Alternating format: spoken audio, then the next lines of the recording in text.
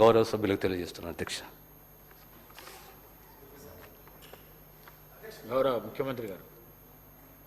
Speaker sir, Rajiv Aarogyasri CM relief fund ప్రజల ఆరోగ్యం గురించి డాక్టర్ సంజయ్ గారు, అదేవిధంగా సిద్దిపేట శాసనసభ్యులు కొన్ని ప్రశ్నలు అడగడం, గత ప్రభుత్వంలో చాలా బాగా జరిగింది, ఇప్పుడు అంత గొప్పగా జరగడం లేదనే ఆరోపణలు కూడా చేయడం జరిగింది అధ్యక్ష. తమరి ముందు వాస్తవాలను సభ్యుల ద్వారా తెలంగాణ ప్రజలు కూడా చెప్పాల్సిన బాధ్యత ప్రభుత్వం మీద ఉన్నది అధ్యక్ష. తెలంగాణ రాష్ట్రం వచ్చిన తర్వాత 2014 నుంచి డిసెంబర్ 6, 2023 వరకు ప్రతి నెల యావరేజ్గా గత ప్రభుత్వం ఖర్చు పెట్టింది 52 కోట్ల రూపాయలు రాజీవ్ ఆరోగ్యశ్రీలో. డిసెంబర్ 7, 2023 నుంచి మార్చ్ 25, 2026 దాదాపుగా 26, 27 నెలలలో ప్రతి నెల ఈ ప్రభుత్వం ఖర్చు పెట్టింది 89 కోట్ల రూపాయలు అధ్యక్ష యావరేజ్గా. అదేవిధంగా రాజీవ్ ఆరోగ్యశ్రీలో రాష్ట్ర ప్రభుత్వం పేమెంట్లు ఇవ్వడం లేదు, దాంతో ప్రైవేట్ హాస్పిటల్స్ మూతపడుతున్నాయి, మాకు నోటీస్ ఇచ్చిండ్రు, మీరు ఇంకా దాని మీద స్పందించడం లేదన్నట్టుగా ఏదైతే మాట్లాడుతుండ్రో ఈ వారసత్వం వారి నుంచి మాకు వచ్చింది అధ్యక్ష. ఈ రాజీవ్ ఆరోగ్యశ్రీ బకాయిలు పెట్టి అధికారాన్ని కోల్పోయి ఆ భారాన్ని మా నెత్తి మీద పెడితే ఆ భారాన్ని మోస్తూనే మేము 5 లక్షల నుంచి 10 లక్షల రూపాయలకు పెంచడం జరిగింది అధ్యక్ష. ఆ విషయం కూడా 7 తారీఖు నాడు మేము ప్రభుత్వం బాధ్యత తీసుకున్నప్పుడు 7, 12, 2023 నాటికి గత ప్రభుత్వం నుంచి వారసత్వంగా మాకు వచ్చిన భారము 600 కోట్ల 27 లక్షలు అధ్యక్ష. 600 కోట్ల 27 లక్షల రూపాయల భారము గత ప్రభుత్వం నుంచి మాకు వారసత్వంగా రాజీవ్ ఆరోగ్యశ్రీలో భారం వచ్చింది అధ్యక్ష. అందులో గవర్నమెంట్ హాస్పిటల్స్కి 240 కోట్ల 11 లక్షలు, ప్రైవేట్ హాస్పిటల్స్లో 360 కోట్ల 16 లక్షలు. అదేవిధంగా అధ్యక్ష, మేము ప్రభుత్వం వచ్చిన తర్వాత మేము చేసిన పేమెంట్స్ 7, 12, 2023 నాడు మేము పదవి చేపట్టినాక 8, 12, 2023 అంటే ఫైనాన్షియల్ ఇయర్ 2023, 24 అంటే కంప్లీట్ మార్చ్ 31, 2024 వరకు వాళ్ళు లేరు అధ్యక్ష. 3 నెలల ముందే ఈ ప్రభుత్వం బాధ్యత తీసుకున్నది. ఈ ప్రభుత్వం బాధ్యత తీసుకున్న 8, 12, 2023 నుంచి ఈ రోజు వరకు 2408 కోట్ల రూపాయల 51 లక్ష ఇప్పటి వరకు మన ప్రభుత్వం పే చేసింది అధ్యక్ష. ఇందులో గవర్నమెంట్ హాస్పిటల్స్కి 927 కోట్ల 99 లక్షలు, ప్రైవేట్ హాస్పిటల్స్కి 1480 కోట్ల 52 లక్షల రూపాయలు. అంటే గవర్నమెంట్లో 34 కోట్లు పర్ మంత్ ఇస్తే ప్రైవేట్లో 55 కోట్లు పర్ మంత్ ఇవ్వడం జరిగింది అధ్యక్ష. అదేవిధంగా అధ్యక్ష, ఈరోజు అవుట్ స్టాండింగ్ ఇప్పుడు వారు ఏదైతే చాలా అవుట్ స్టాండింగ్ ఉందని అంటుండ్రో యాజ్ ఆన్ డేట్ 25th వరకు క్యాలిక్యులేట్ చేస్తే ఈరోజు వరకు 727.75 కోట్లు. అంటే వాళ్ళు ఇచ్చిపోయిన 600కు మేము 28 నెలల అదనంగా బకాయి పడ్డది 100 కోట్ల చిల్లరనే అధ్యక్ష. మన ప్రభుత్వం ఎక్కడ కూడా ఎప్పటికప్పుడు దాదాపుగా ఇచ్చుకుంటూనే వచ్చినాము. పాత బకాయిలను తిరిగి చెల్లించడానికి ఆ భారాన్ని వదిలించుకోవడానికి ఇప్పుడు కష్టమవుతుంది. వాటిని కూడా ఏ విధంగా చెల్లించాలనే ప్రణాళిక మనం చేసుకుంటూ వస్తున్నాం అధ్యక్ష. అందులో కూడా గవర్నమెంట్ హాస్పిటల్స్కి ఎక్కువ బకాయి ఉంది. గవర్నమెంట్ హాస్పిటల్స్కి 496.31 కోట్ల రూపాయలు బాకీ ఉంటే ప్రైవేట్లు ఉన్నది 231.44 కోట్లే అధ్యక్ష. సో ప్రైవేట్లో బకాయిలు చాలా తక్కువ ఉన్నాయి. ప్రైవేట్ హాస్పిటల్స్ రాజీవ్ ఆరోగ్యశ్రీ నిధులు ఇవ్వకపోవడం వల్ల ట్రీట్మెంట్ అందించడం లేదు, దానివల్ల పేదలకు అన్యాయం జరుగుతుందని ఏదైతే అపోహ కల్పించే ప్రయత్నం చేస్తున్నారో వాస్తవ వివరాలు ఇవి అధ్యక్ష. అదేవిధంగా గతంలో 2022-23 రాజీవ్ ఆరోగ్యశ్రీలో నెలకు 102 కోట్ల రూపాయలు దాదాపుగా బుక్ అయితే ఈరోజు 25-26లో ప్రతి నెల 184 కోట్ల రూపాయల హాస్పిటల్కి ప్రజలు వైద్యం కోసం వెళ్తున్నారు అధ్యక్ష. అందులో కూడా గవర్నమెంట్లో 54 కోట్లు, 22-23లో ప్రైవేట్లో 48 కోట్లు. ఈరోజు గవర్నమెంట్లో 87 కోట్లు, ప్రైవేట్లో 97 కోట్లు. సో అన్ని రకాలుగా పేషెంట్లు పెరగడమే కాకుండా 5 లక్షల నుంచి 10 లక్షలకు రాజీవ్ ఆరోగ్యశ్రీ ఏదైతే ఇన్సూరెన్సు ఇతర వ్యాధులను కూడా అందులో చేర్చడం వల్ల ఈరోజు దాదాపుగా మోర్ దాన్ డబుల్ ఈరోజు వాళ్ళు వాడుకోవడం జరుగుతుంది అధ్యక్ష. అదేవిధంగా ఈరోజు అంతకుముందు సీఎం రిలీఫ్ ఫండ్ ఒకసారి తీద్దాం అధ్యక్ష. సీఎం రిలీఫ్ ఫండ్ చెక్కులలో జరిగిన అవినీతి వెనకాల ఎవరు పిఏలు ఉన్నారు, ఎవరు ఆఫీసు సిబ్బంది ఉన్నారు, నిన్న మన కేసులు కావడము, ఇవన్నిటిని ఎవరైతే పేద పేరు మీద చెక్కులు తీసుకెళ్ళి ప్రైవేట్ ఖాతాలలో వేసుకొని ఎట్లా సీఎం రిలీఫ్ ఫండ్ను దుర్వినియోగం చేసిండ్రో కేసులు ఉన్నాయి, విచారణ కూడా జరుగుతుంది అధ్యక్ష. కానీ మన ప్రభుత్వం వచ్చిన తర్వాత సీఎం రిలీఫ్ ఫండ్ కానీ రాజీవ్ ఆరోగ్యశ్రీ కానీ ఎమ్మెల్యేలకు ఆన్లైన్లో వెబ్సైట్ ఇచ్చేసి డైరెక్ట్గా ట్రాన్స్పరెంట్గా ఎవరైనా అప్లై చేసుకునే వెసులుబాటు కల్పించి క్లియర్గా ఇస్తున్నాము. మేము ఈరోజు సీఎం రిలీఫ్ ఫండ్ ఈ 27 నెలలలో 2046 కోట్ల రూపాయలు సీఎం రిలీఫ్ ఫండ్ ఇచ్చినాం అధ్యక్ష. 2400 రాజీవ్ ఆరోగ్యశ్రీలో 2040 దాదాపుగా 4500 కోట్ల రూపాయలు ఈ 27 నెలల్లో పేదల వైద్యం కోసము ఈ ప్రభుత్వము సంపూర్ణంగా ప్రయత్నం చేసింది. ఇది సరిపోతుందంటే ఇది సరిపోదు అధ్యక్ష. మేము ఎప్పుడు ఇది సరిపోయింది ఇంకా ఇంతకంటే ఎక్కువ చేయలేమంటలేం. అందుకే ఈరోజు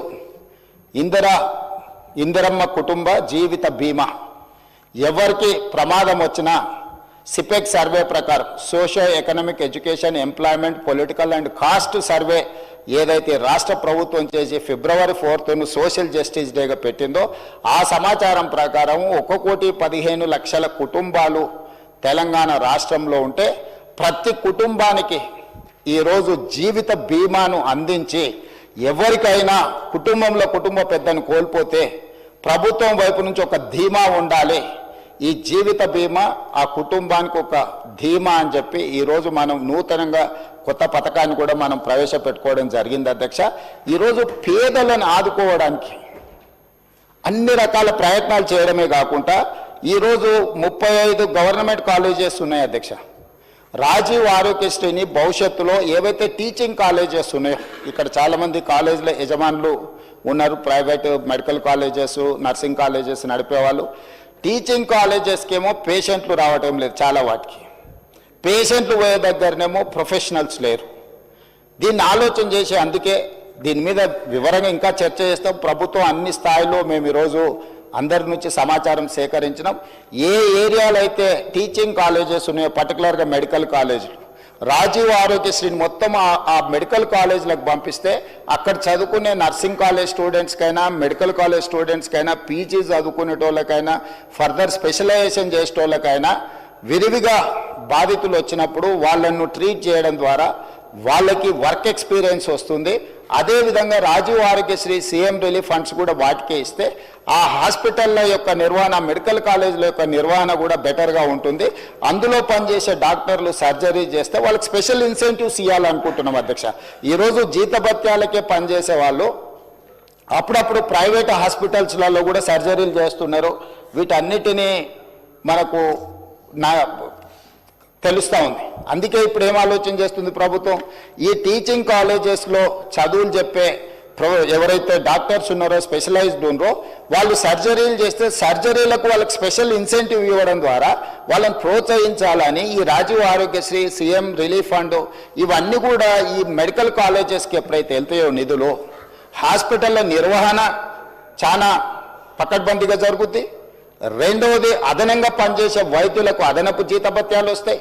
మూడవది ఈరోజు మనము పెద్ద చదువులు చదువుకున్న డాక్టర్లను హాస్పిటల్ల మేనేజ్మెంట్ కూడా వాళ్ళని చూడమంటున్నాం. సో నర్సులు వచ్చిండ్రా, ఊడ్చే వాళ్ళు వచ్చిండ్రా, తూడ్చే వాళ్ళు వచ్చిండ్రా, మిగతా సిబ్బంది వచ్చిండ్రా లేదా అని పెద్ద డాక్టర్లు సూపరింటెండెంట్స్ చూడాలంటే వాళ్ళు చదువుకున్న చదువుకి వాళ్ళ మైండ్ సెట్కి వాళ్ళ వ్యవహార శైలికి ఇది సూట్ అవ్వడం లేదు. అందుకే ఈరోజు ఈ నిర్వహణ మొత్తం సపరేట్ చేసి దీనికి సపరేట్గా ఒక గ్రూప్ 1 ఆఫీసర్నో లేకపోతే ఒక గ్రూప్ 2 ఆఫీసర్నో ఇతర సిబ్బందిని బట్టి ఈ సిబ్బంది యొక్క నిర్వహణ బాధ్యత మొత్తం ఒక వింగ్ అప్పచెప్పి పేషెంట్లకు ట్రీట్మెంట్ చేసే బాధ్యతను కంప్లీట్గా ప్రొఫెషనల్గా డాక్టర్లతో చేయించాలనుకుంటున్నాం. ఇప్పటివరకు మొత్తం పేషెంట్లను చూడడమే కాకుండా హాస్పిటల్ వ్యవస్థను నిర్వహించే బాధ్యత కూడా సూపరింటెండెంట్ మీదనే ఉంటుంది. దాంతో అతను నర్సు వచ్చిందా, లేకపోతే ఊడ్చేవాడు వచ్చిందా, సిబ్బంది వచ్చిందా రాలేదా, వాచ్మెన్ వచ్చిందా లేదా, బయట పార్కింగ్ ఎవరు చూస్తున్నారు, లేకపోతే క్యాంటీన్లో ఏముంది ఏం లేదు అతను చూడలేడు. అతని టెంపర్మెంట్కి అది సూట్ అవ్వదు. రెండోది అతను క్వాలిటీగా కూడా పనిచేయలేడు. అతను లోపల సర్జరీ చేయాలన్నా, వచ్చిన పేషెంట్లను చూడాలన్నా, ఇన్ పేషెంట్లను చూడాలన్నా, అవుట్ పేషెంట్లను చూడాలన్నా ఈ సమస్యలు ఉన్నాయి. కాబట్టి మన ప్రభుత్వం దీన్ని కూడా ఆలోచన చేసి ఈరోజు ఈ 2 పనులను రెండింటిని సపరేట్గా ఈరోజు మనము డీల్ చేయాలనుకుంటున్నాం అధ్యక్ష. 3వ పాయింట్, కొన్ని వేల మంది తెలంగాణ నుంచి ఇతర దేశాలలో డాక్టర్లుగా ఈరోజు పనిచేస్తున్నారు. వాళ్ళు తల్లిదండ్రులను చూడడానికో, ప్రాంతాన్ని చూడడానికో, లేకపోతే ప్రాంతం మీద అభిమానంతో వచ్చినప్పుడు వాళ్ళు 4-5 రోజుల్లో కుటుంబ వ్యవహారాలు చక్కదిద్దుకుంటే ఒక 20 రోజులు ఎక్స్ట్రా ఉన్నప్పుడు వాళ్ళు అత్యంత అధునాతనమైన వైద్యశాలలో పనిచేయడమే కూడా అత్యున్నత చదువులు చదువుకున్న డాక్టర్లు. వాళ్ళందరితో నేను మా దామోదర్ రాజనరసింహ గారు మాట్లాడి ఒక ప్లాట్ఫామ్ క్రియేట్ చేస్తున్నాం. డాక్టర్ సంజయ్కి కొంచెం ఇది ఎక్కువ అవగాహన ఉండే అవకాశం ఉంది. ఆ డాక్టర్లు అందరినీ ఆన్లైన్లో ఒక వెబ్సైట్ క్రియేట్ చేస్తున్నారు. వాళ్ళు ఎప్పుడు మన ప్రాంతానికి వస్తుండ్రు, ఏ టైంలో వాళ్ళు ఈ స్పెషల్ డిసీజెస్ కానీ, సర్జరీలు కానీ, లేకపోతే మెడికల్ కాలేజీలకు వెళ్ళి చదువులు చెప్పడానికి సమయం ఇండికేట్ చేస్తే ఆ టైంలో వాళ్ళని ఆయా హాస్పిటల్స్లలో వాళ్ళ సేవలను వినియోగించుకోవాలని చెప్పి ఈరోజు వాళ్ళందరితో చర్చ చేసినాం. వాళ్ళందరినీ కూడా ఒక కొలికి పట్టుకొచ్చినాం అధ్యక్ష. ఈరోజు ఈ ప్రాంతంలో ఉండి గ్రామీణ ప్రాంతాలలో ఉండి ఉస్మానియా, కాకతీయ యూనివర్సిటీలలో మంచి చదువులు చదువుకొని ఇతర దేశాలకు వెళ్ళి గొప్ప పేరు సంపాదించిన డాక్టర్లు ఈరోజు తిరిగి సొంత ప్రాంతానికి ఏదైనా చేయాలనుకుంటున్నారు. ఇప్పటి వరకు ఎలాంటి వెసులుబాటు లేదు. ఏ డాక్టర్ ఎప్పుడు ఇండియాకు వస్తుండు, తెలంగాణకు వస్తుండు, లేకపోతే సొంతూరుకు వస్తుండు, ఎప్పుడైనా వెళ్తుండు, అతని సమయం ఎప్పుడు ఎలా కేటాయించగలడానికి ఏమీ వెసులుబాటు లేదు. అందుకే మన ప్రభుత్వం ఈరోజు స్పష్టంగా వాళ్ళతో చర్చించి మనం ఈరోజు ఒక ప్రత్యేకంగా ఒక website medical and health department నుంచి క్రియేట్ చేసి ఏ డాక్టర్ ఏ నెలలో ఏ సమయంలో మన దగ్గరకు వస్తున్నాడో ఆ సమయంలో అతను వైద్య సేవలు ఏమైనా అందించాలనుకుంటుండే ఇక్కడ ఉండే పేదలకు ఉచితంగా, అదేవిధంగా ఇక్కడుండే మెడికల్ కాలేజీలలో వెళ్ళి అతని ఎక్స్పీరియన్సు, అతని అనుభవాన్ని పాఠాల కింద ఏ విధంగా చెప్పాలనుకుంటుండో ఈరోజు విదేశాలలో నిపుణులైన డాక్టర్లను తెలంగాణ కూడా వాళ్ళ సేవల్ని వినియోగించుకోవాలనుకుంటుంది. కాబట్టి వాటికి కూడా ఒక ప్రత్యేకమైన ఏర్పాట్లను చేస్తున్నాం అధ్యక్ష. అదేవిధంగా టీమ్స్ ఈరోజు వరంగల్లో కానీ, అల్వాల్లో కానీ, లేకపోతే ఎల్బీ నగర్లో కానీ, సనత్ నగర్లో కానీ, నిమ్స్ కానీ వీటన్నిటిని కూడా స్పెషలైజ్డ్ హాస్పిటల్స్ కింద చేయడమే కాకుండా ఈ CM relief fund, Rajiv Aarogyasri, LOC ఈరోజు ఇప్పుడు ముందుగానే మనం లెటర్ ఇవ్వాల్సిన పరిస్థితి. ఇప్పుడు ఓన్లీ నిమ్స్కే ఇస్తున్నాం నాకు తెలిసినంత వరకు. సో ముందస్తుగా ఎవరికైనా ఇబ్బంది వచ్చినప్పుడు వైద్య సహాయం అందించాలి అంటే నిమ్స్కు తప్ప మనం ఎల్ఓసి ఇస్తలేం. ఎందుకంటే ప్రైవేట్ హాస్పిటల్స్కి ఇస్తే మిస్యూజ్ అవుతుందని రకరకాల ఆరోపణలు ఇవన్నీ కొన్ని సమస్యలు ఉన్నాయి. అందుకోసమని ఈరోజు ఈ హాస్పిటల్స్ని అన్నిటిని కూడా బాగా చేసి రాజీవ్ ఆరోగ్యశ్రీ ద్వారా కానీ, సీఎం రిలీఫ్ ఫండ్ ద్వారా ఏదైతే మనం ఫండ్స్ ప్రైవేట్ హాస్పిటల్స్కి ఇస్తున్నామో ఈ నిధులను కూడా ఈరోజు సనత్ నగర్, అల్వాల్, ఎల్బీ నగర్, అదేవిధంగా ఉస్మానియా యూనివర్సిటీకి ఈరోజు ఎన్నో ఏళ్ళ నుంచి మీకు తెలుసు ఉస్మానియా హాస్పిటల్ 100 సంవత్సరాల పైబడ్డది, ఇంకా అక్కడే ఉంది. దాన్ని ఇతర ప్రాంతాలలో నిర్మించాలంటే రకరకాల వివాదాలు జరిగినాయి. ఉన్న హెరిటేజ్ బిల్డింగ్ను కూడా గత ప్రభుత్వం కూలగొట్టాలనుకొని రకరకాల చర్చలు జరిగినాయి. నేను వివాదాల జోలికి వెళ్ళదలుచుకోలేదు. ఈరోజు గోషమహల్లో 30 ఎకరాలలో 3,000 కోట్ల రూపాయలతో ఉస్మానియా నూతన భవనాన్ని ఈరోజు 2,000 పడకలతో మనం నిర్మించుకునే పనులు మొదలుపెట్టిన పనులు వేగంగా జరుగుతూ ఉన్నాయి. ఈరోజు గాంధీ హాస్పిటల్, వరంగల్ హాస్పిటల్ వీటన్నిటిని కూడా పూర్తి స్థాయిలో నిర్మాణం చేసి ఒక 10,000 పడకల ఆసుపత్రులు ఈరోజు 10,000 పడకలు అదనంగా ఈరోజు వినియోగంలోకి పేదలకు సేవలు అందించడానికి, వైద్యం అందించడానికి అందుబాటులో వస్తున్నాయి. వీటన్నిటిని కూడా ప్రభుత్వము ఈ సీఎం రిలీఫ్ ఫండ్ కావచ్చు, రాజీవ్ ఆరోగ్యశ్రీ కావచ్చు వీటన్నిటిని నిధులను వాటికిచ్చి వాటిని కూడా పేదలకు అన్ని రకాల వైద్య సేవలను అందించడానికి ఈరోజు వాటిని కూడా ప్రభుత్వం వినియోగంలోకి తీసుకురావాలని, వేగంగా పనులను పూర్తి చేయాలని, గతంలో జరిగిన ఎన్నో నిర్ణయాలను నేను రాజకీయంగా విమర్శించదలుచుకోలేదు, కానీ వాళ్ళకి తెలుసు నిజమేందో, నేను చెప్పాల్సిన అవసరం లేదు. కాబట్టి వీటిని సర్దిద్దుకుంటూ ఒక దారిలో పెట్టి ఒక ప్రయత్నం చేసి దామోదర్ రాజనరసింహ గారు ఎడ్యుకేషన్ అండ్ ఇంజనీర్, కానీ by nature is an doctor, social doctor. అంటే సామాన్య సోషల్ డాక్టర్ అంటే పేదవాడికి ఏం సమస్య వస్తుంది, ఆ సమస్యకు ఏం వైద్యం అందించాలని సంపూర్ణంగా అవగాహన ఉన్న దామోదర్ రాజనరసింహ గారిని నేనే స్వయంగా ఈ శాఖ మీరు నిర్వహించాలని పర్సనల్గా వారిని పిలిచి, ఎందుకంటే ఈ శాఖ చాలా విస్తృతమైన సబ్జెక్ట్, ఇదంత ఆషమాషిగా అర్థమయ్యేది కాదు. అర్థమైనా కూడా ఎవ్రీడే ఒక కొత్త ఛాలెంజ్ వస్తుంది. ఒకప్పుడు గత్తర ఉండే, మలేరియా ఉండే, రకరకాల జబ్బులు వచ్చినాయి, సడన్గా మన కోవిడ్ వచ్చింది. లేదు ఇట్లా ఎప్పటికప్పుడు ఏ రకమైన జబ్బులు సమాజంలో ఎట్లొస్తున్నాయి, ఎందుకు వస్తున్నాయి, ఎవరికీ తెలియదు, రకరకాల ఇవి. అంటే ఈ ఛాలెంజెస్ని ఎప్పటికప్పటికి మంత్రితో పాటు అధికారులు కూడా ఎప్పటికప్పుడు నేర్చుకోవాల్సిన సబ్జెక్టు. మిగతా ఇష్యూస్ కంటే కూడా, ఐటీ పరిశ్రమల కంటే కూడా మెడికల్ అండ్ హెల్త్ అనేది ఒక ఛాలెంజ్. ఈ ఛాలెంజ్ని ఎప్పటికప్పుడు చదివితే తప్ప, రోజు పరీక్షకు ఐఏఎస్ ప్రిపేర్ అయినట్టు మంత్రి ఆ రేంజ్లో ప్రిపేర్ అయ్యి అర్థం చేసుకుంటే తప్ప మన పేదలకు వైద్యం అందించలేని పరిస్థితి. అందుకే క్వాలిఫైడ్ పర్సన్ ఈరోజు మనకు ఆ శాఖను నిర్వహిస్తున్నాడు. వారు ఇచ్చిన సూచనలు డెఫినెట్గా తప్పకుండా దాంట్లో ఏమేమి ప్రజలకు ఉపయోగపడుతుందో వాటన్నిటినీ స్వీకరిస్తాం. ఇంకా వారు చాలా మీటింగులు కూడా ఏర్పాటు చేసిండ్రు మంత్రి గారు. భవిష్యత్తులో కూడా ఈ అన్ని రిఫార్మ్స్ తీసుకురావాలనుకుంటున్నాం. ఇంకేమైనా సూచనలు ఇచ్చినా తప్పకుండా వాటిని ప్రభుత్వం తీసుకుంటుంది. ఏదేమైనా ఈ రాష్ట్ర ప్రభుత్వం యొక్క ప్రాధాన్యము విద్య, పేదల వైద్యం, ఈ రెండింటి మీద ప్రత్యేకమైన ఫోకస్ పెట్టి, ఈరోజు ఒకప్పుడు భోజనం లేదు, కానీ ఈరోజు భోజనం వచ్చింది, కానీ న్యూట్రిషన్ ఫుడ్ లేదు. సో ఈరోజు ప్రజలకు న్యూట్రిషన్ ఫుడ్ అందించాలనుకుంటున్నాం. ఒకప్పుడు విద్య లేదు, విద్య అన్ని ప్రాంతాలకు వచ్చింది, కానీ క్వాలిటీ ఎడ్యుకేషన్, స్కిల్ ఎడ్యుకేషన్ లేదు. సో అందుకే ఈరోజు నర్సరీ నుంచి 12th క్లాస్ వరకు విద్యాపరంగా కానీ వైద్యపరంగా కూడా ప్రైమరీ హెల్త్ సెంటర్ నుంచి స్పెషలైజ్డ్ హాస్పిటల్స్ వరకు ఒక ప్రత్యేక ప్రణాళిక తీసుకొని ముందుకు వెళ్తున్నాం.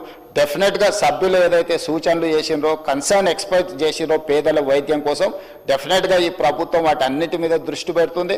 ప్రభుత్వం ఈ కొన్ని విషయాలలో నిధుల సమస్యలు ఎన్ని ఉన్నా ఇంకెక్కడైనా కోతలు విధిస్తాం, కానీ పేదల విద్య విషయంలో, పేదల వైద్యం విషయంలో ఒక్క రూపాయి కూడా కోత విధించాం.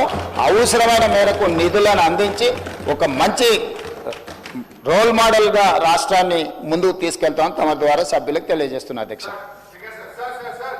Question hour is over. All remaining questions are deemed